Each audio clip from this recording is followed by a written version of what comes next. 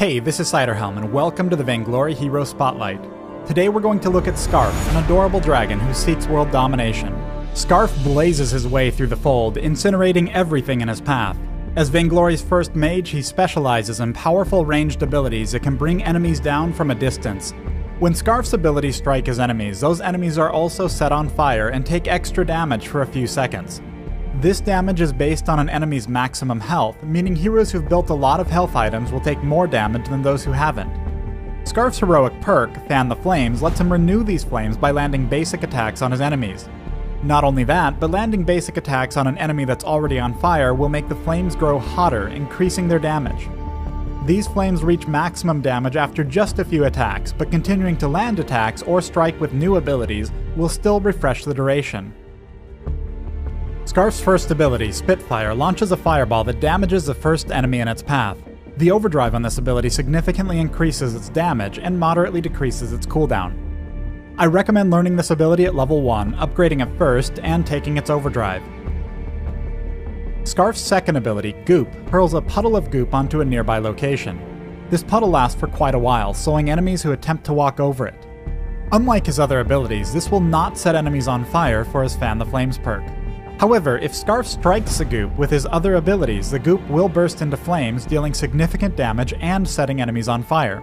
Afterwards, it continues damaging and burning enemies that stay on top of it. But wait, there's more. Enemies who've already been set on fire by Skarrf's abilities can cause a puddle to burst into flames. This means Skarrf can optionally choose to wait until he set an enemy on fire before placing his goop to guarantee the damage. While normal goop normally sticks around for a while, burning goop disappears much more quickly. Goop's overdrive greatly reduces its cooldown. Additionally, it increases the duration of both normal and burning goop puddles significantly, and further increases the damage from burning goop puddles. I recommend learning this ability at level 2, upgrading it second, and taking its overdrive. Skarrf's ultimate, Dragon Breath, causes him to breathe fire over everything in front of him.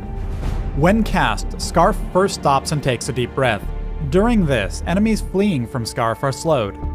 Afterwards, Skarrf blows out flames that continuously damage all enemies in front of him. This time, enemies moving towards Skarrf are slowed. This also works for allies, but in reverse. During the deep breath, allies are sped up when moving towards Skarrf, and during the exhale, allies are sped up when moving away. Also, during the exhale, Skarrf can move freely, but is silenced and cannot use items or other abilities. I recommend taking the first 2 points in Skarrf's ultimate when available. However, I normally take both ability overdrives instead of maxing the ultimate.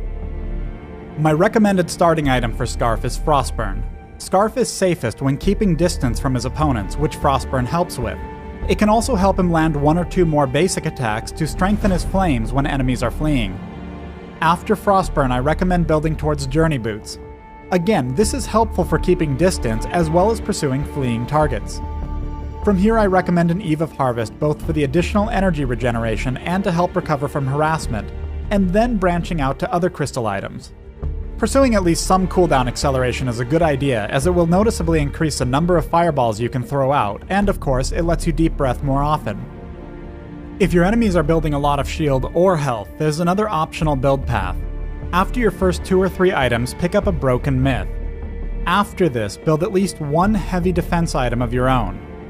The Broken Myth is great for increasing the health-based damage from Fan the Flames, and the defense items let you stay in to strengthen and refresh Fan the Flames for longer. Combined, Skarrf can be an effective tank breaker. Let's take a quick look at some gameplay. At the beginning of this match, Skarrf moves in on an enemy glaive who's attempting to steal a monster camp. By flanking from Glaive's own jungle, Glaive must run directly past him to escape, which in turn makes it very easy for him to land a Spitfire. Once Glaive is on fire, the follow-up is like clockwork. Attack, then move. Attack, then move.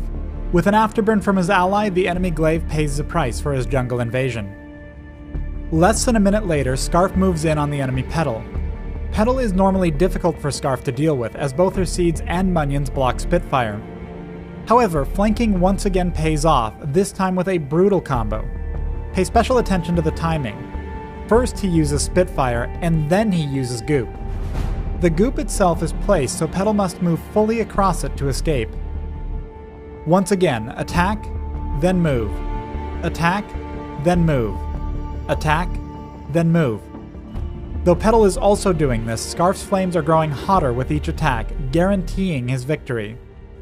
Skarrf is very effective when dealing damage and harassing from a distance, but these more aggressive playstyles, especially with some defense items and a broken myth, unlock an entirely different dragon.